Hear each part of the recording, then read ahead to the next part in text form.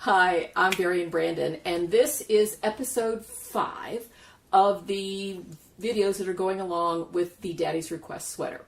So, so far, our story thus far is that you should have the body done all the way up to the underarms, which is about right to here, right? And you should have the sleeves done all the way up to the underarms as well, which I have done. So here is my body.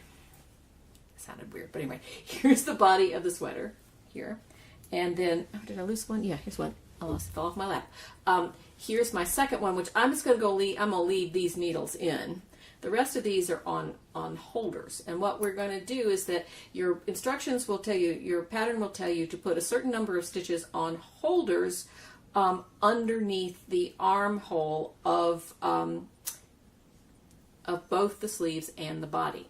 And so you can see here that this, I think you can tell, this hot pink color here, that's got the most of my body, the most of the sleeve stitches are on the hot pink, and then this orange here that, where did it go? Oh yeah, here it is.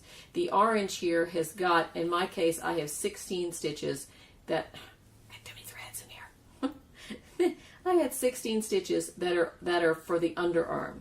And there are 16 stitches on the underarm of the body as well. So you can see these 16 stitches are under, and we're going to match those 16 stitches up. So basically I'm going to take a sleeve, and I'm going to match the two sets of 16 stitches like this, okay? And on the other side as well. I left these on the holder. I left these on the, as I said, on the needles. So, because there's no, you got to put them back on the needle to knit with them anyway, so I just left that one on. This is my second sleeve. So, you match up the two 16 stitches. So now you have your sleeve and your body and your sleeve there, okay? And so we're going to start and put all of these on one needle and start for the yoke, as I said. Where the fun part starts, is where all the color work starts. So this is going to be a very short little video just to get you started doing that. I'm going to go set up the other camera, and I'll spread this out so you really kind of see what I'm doing rather than me just kind of holding it out like this. So I'll be right back, okay? Okay, here we are. I'll put my glasses on so I can see something. Sorry. Here we are. This is if you are doing a pullover, here's the body, here are the two sleeves. Here's the back of the back of the sweater on a holder. Now, if you are doing a pullover, it is traditional to start. See, here are my 16 stitches that are on the underarm. Here are my 16 stitches for mine. Now, you will have different numbers. These two go together. These 16 stitches match up. And as I said, different sizes have different numbers of stitches. I just happen to have 16. So here are my underarm stitches that match up. Traditionally, what you do is you start your round right there and go across the back. And that means that every time the beginning of the round is right there in the back. You don't want it in the front, and you don't want it in the middle, because as you walk away, that's going to be pretty obvious. You can either have it Oops, there we go.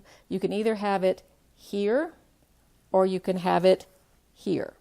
Traditionally is here, because it's a little difficult. If you've ever done this before, it's a little fiddly to get this connection. Is going to be really tight right here and here. It's going to be really tight for the first couple of rounds. So it's easier to get started when you've got a long back to go. Okay, that's for the pullover. So here's your beginning around for the pullover. If you're doing the cardigan, I'll flip over this way. If you're doing the cardigan, here's your front.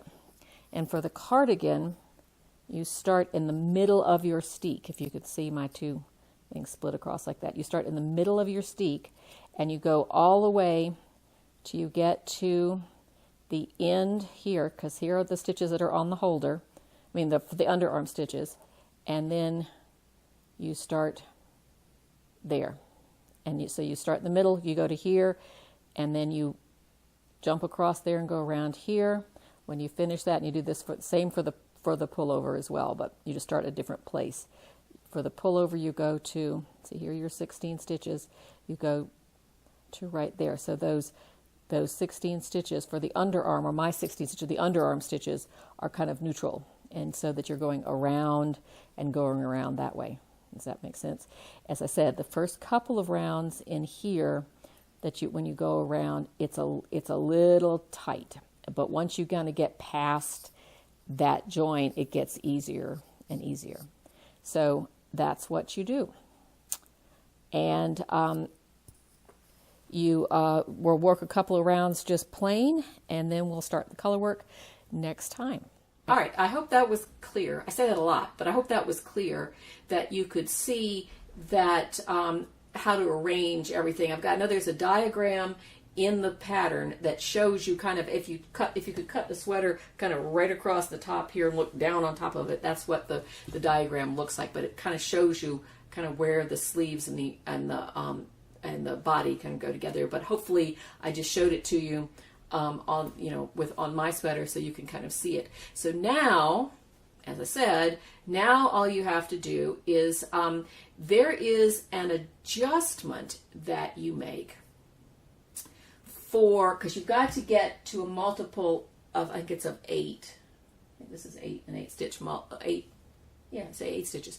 You have to get to a multiple of 8. So once you get all of these things on the holder, on the one needle, it has to be a multiple of 8. So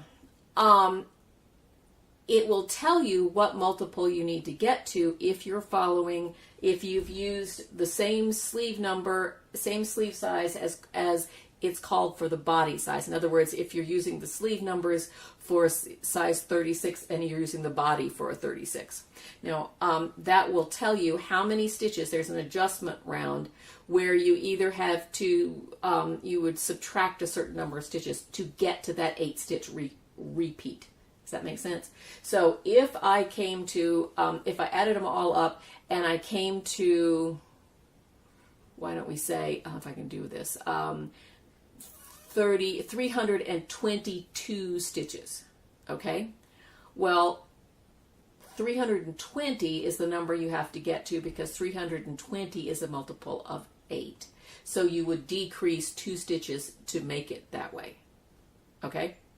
Now, if you decided to change your sleeve width or your sleeve, if you decided to change your sleeve width at the top here, because we talked about that last time.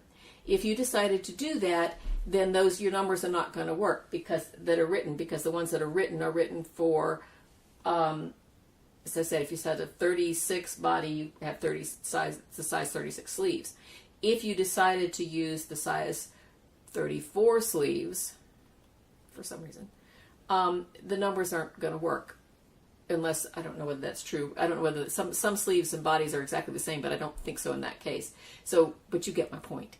So what you end up having to do with that is that you just put all your stitches on one needle, and then add them up. Count them all up. When you get to that number, look at, there's a combination, I forget what it's called. I think it's called do I have it? Yeah, I think I do. There should be a joining number, complete round. Yeah, they should be a number that will tell you what that combination number is of the body and the sleeves combined. And if you get, whatever number you get, and it doesn't matter what size it is, you look at those lists of stitch counts for the combined body and sleeves. Take whatever number it is, take the one that is the closest to the number you have, but doesn't go over. So if I added everything up and I was trying to get to, see, one of those numbers, let's see if I can find one. One of those numbers is, I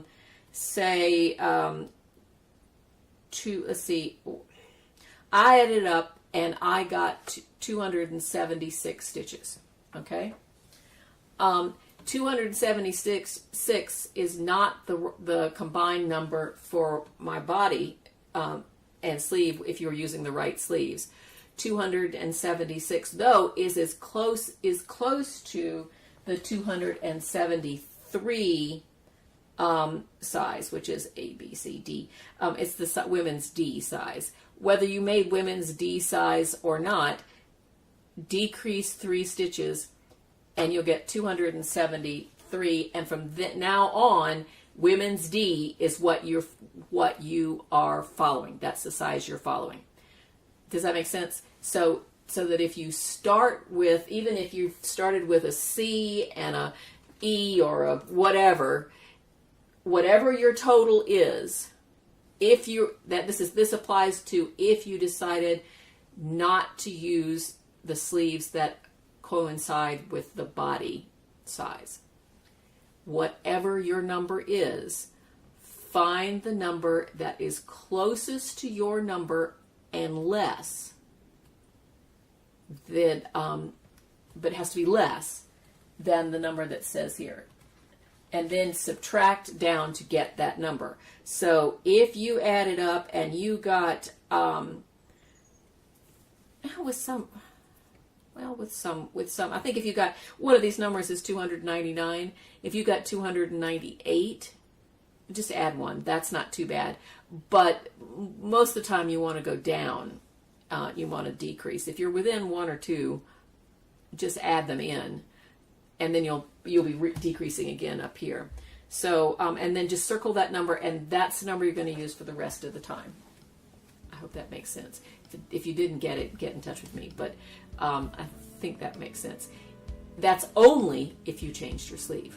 If you are working a size D and you have D body and D sleeves, just follow the numbers all the way through. You'll be fine. And you'll be fine the other way too, because we should be able to adjust things.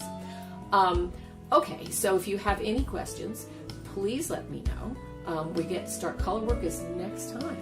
So I'm excited. Next time we're going to talk about, as I said, we're going to talk about the color work. We're going to talk about reading charts. We're going to talk about holding yarns. We're going to talk about how you keep your yarns from tangling, which is really easy. Just use two-handed knitting. We're going to talk a little bit about yarn dominance.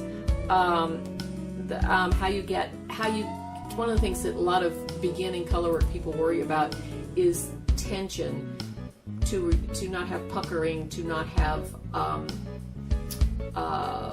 just to try to keep it all smooth. And especially, and this is difficult because you might get, as we talked about really early on, you might get a different gauge here than here. And in this case, as we talked about, the easiest thing to do is just to change needles, rather than try to do all sorts of math and decrease and increase stitches. Changing needles is just the best thing to do, and that's what you do. Different ways of getting better tension. We're going to talk about the different decreases in the yoke, and we're going to talk about catching long flips. But that's next time. This time, what you're going to need to do is, as I said, put them all on one needle as I showed you. Do your decreases to get your adjustment round, which it should say your pattern. And then there is a certain number of rounds you have to work, depending on your size, just before you start the color work. So do all of that. Next time, episode 6. In the meantime, this is episode 5. And I'm Varian Brandon, and if you have any questions,